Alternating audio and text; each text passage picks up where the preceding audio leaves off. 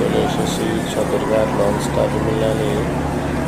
Launch terminal থেকে আমরা যাবো ভোলার ইলিশা ঘাটের উদ্দেশ্যে। এই লঞ্চটা ছাড়তে এখনো প্রায় 2 ঘন্টা বাকি।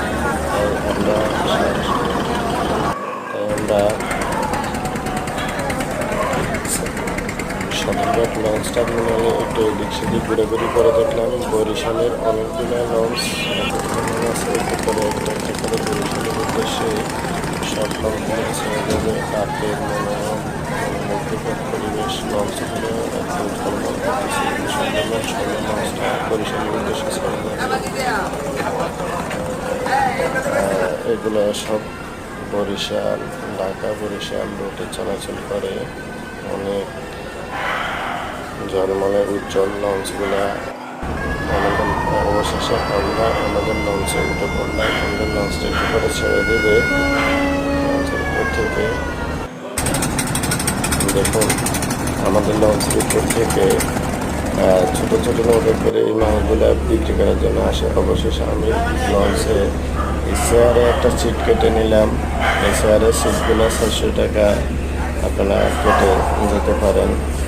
ভোলার ইলিশা ঘাটে আমি এটা কেটে নিলাম। অবশেষে আমাদের লঞ্চটা ছেড়ে দিল। রাত্রে প্রায় 3টার সময় রাতের মনোমুগ্ধকর পরিবেশ, স্তব্ধ। আমরা চলে এসেছি প্রায় ইলিশা ঘাটের কাছাকাছি। ভোরের শীতল হাওয়া গায়ে লাগাইতেছে।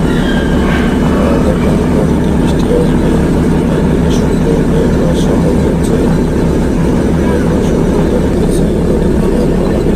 বৃষ্টি আসবে। আমরা ইলিশা ঘাট প্রায় পৌঁছে গেছি। দেখেন, নদীতে বৃষ্টি এসেছে, আমরা ইলিশা ঘাট পৌঁছে গেছি, কিন্তু বৃষ্টির কারণে নামতে পারতেছি না। একদিকে আমাকে যে গাড়িটা ড্রপ করবে ওটা এখনো আসে পৌঁছায়, তাই এই জন্য একটু করতেছি। অবশেষে আমরা চলে আসলাম সেলটেক সিরামিক্সে। আমাকে এই রুমটাকে থাকতে দেওয়া হয়েছে।